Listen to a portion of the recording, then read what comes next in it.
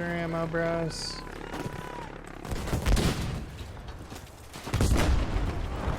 Oh my Jeebus. I think that killed the guy right over there. It didn't kill him!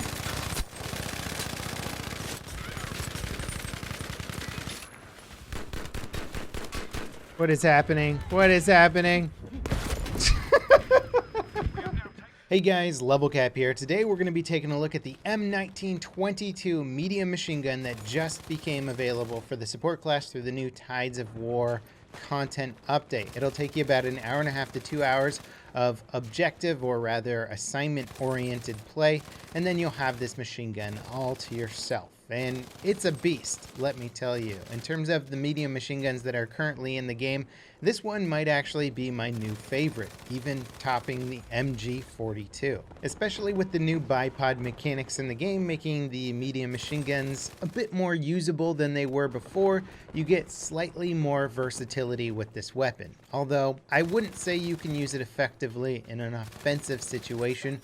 I would say medium machine guns still seem to be almost entirely relegated to defensive roles. So if you're defending on a game of breakthrough, defending on a game of front lines, defending on a grand operations game mode, basically anything where you can set up your bipod and wait for the enemy to have to push into you, this gun will do pretty darn well. However, if you have to push the objective and sort of move into the firing lines of your enemies, the setup time with medium machine guns is just too darn long to make it useful. So that's not advice just for the M1922, it applies to any medium machine gun. The MG34, the MG42, the VGO, they all kind of suffer from slow bipod setup times, slow ledge setup times, making it so that every time you round a corner and somebody with a non-MMG engages you, you got about a second before you're going to start returning accurate fire on them, and that's just a second you don't have. Now let's take a look at the specializations of this weapon and what sets it apart from the other medium machine guns. It starts off actually in a pretty decent state, 770 round per minute rate of fire. And pushing it down the left side progression tree, you get less vertical recoil, lower flash, and the third unlock gives you a rate of fire upgrade to 900 rounds per minute. And then if you switch over to the right side at the very end,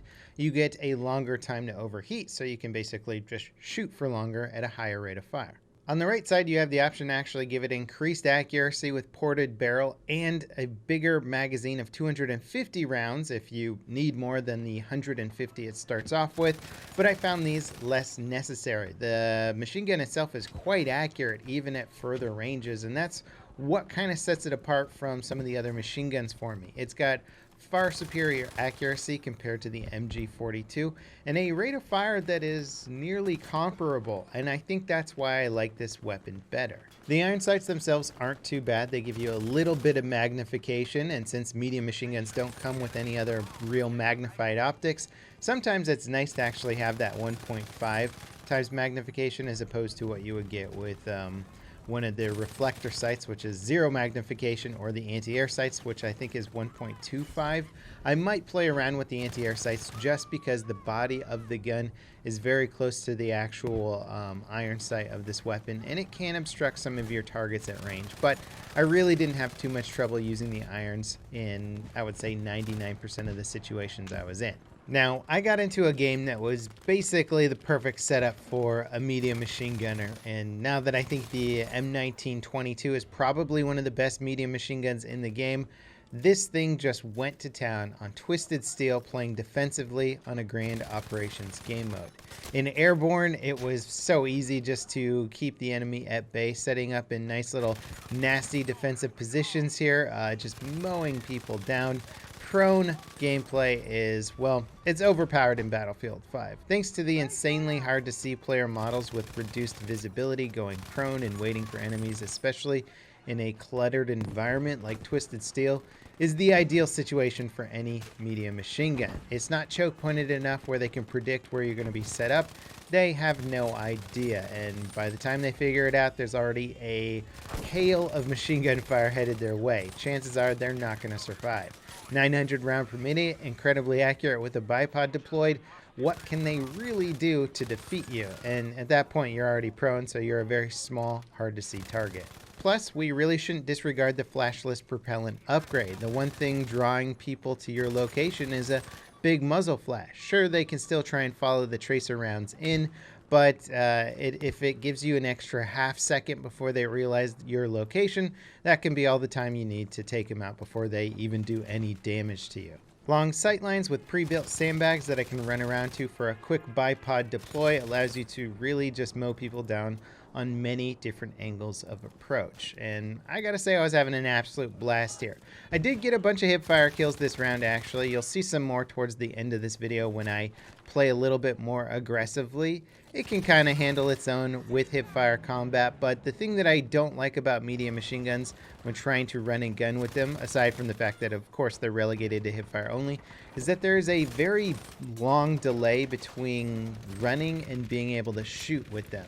And that basically gets you killed most of the time. If you're in a full-out sprint and a guy pops around a corner, the time between you being able to stop moving and shooting at that guy is usually so long that you won't even get a shot in before they kill you. I think DICE could definitely balance this out a little bit, or give us some weapon specialization trees that push us down a line of maybe bumping the medium machine gun to be a bit more of an aggressive weapon. Sacrifice some of your bipod and range skills or something like that, some of your accuracy when bipoded and shooting at further range targets, for the ability to shoot faster and maybe some better hipfire accuracy. I think DICE could make this class far more interesting, or this weapon class far more interesting.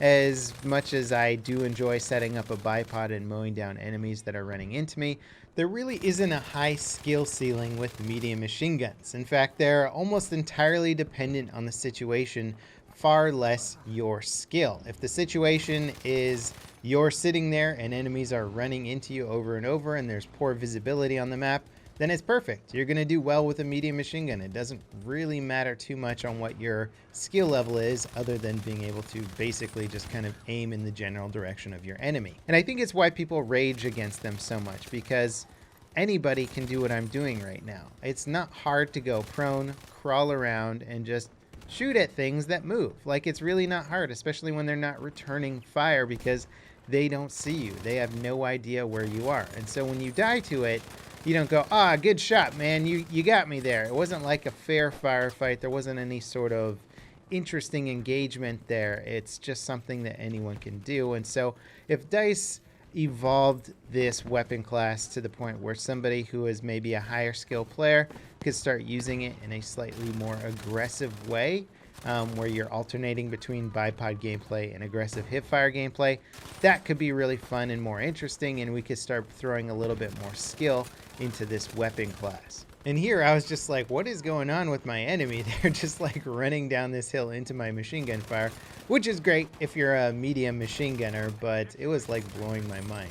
Also, we got this gun up to rank 9 in like an hour, maybe less, of using it on this map. So some weapons take a while to get up to rank 10 or something. This thing just, we blew through it very fast, so I could start working on some machine gun assignments very quickly. Now here I'm actually going for a little bit of aggressive gameplay at the very end of the round. We were just shutting them down so bad that it made sense to kind of push up here and try and aggressively take this point. You can see the hipfire there. It's not good. That guy should have killed me.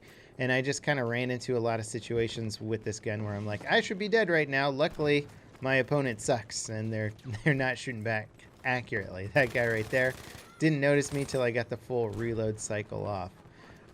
So it's fun to run around and hip fire with it when it works, but if you're up against good, competent opponents that kind of know where you are, it probably won't work. 10 feet or closer is probably my recommended hip fire engagement range, and even then, anybody with an SMG and the ability to dance around, move fast, and shoot quickly from a sprinting position to firing position is going to have a big edge on you. So obviously not the ideal situation to use this weapon in, but as you can see, the round is wrapping up here, and we just tore it up this round, just mowing them down. I had chat off, but I imagine people were quite upset with the hail of machine gun fire they kept running into. I highly recommend this weapon if you at all enjoy medium machine guns. It's probably one of the best ones in the game. Thanks for watching, guys, and I'll see you next time. This is Level Cap signing off.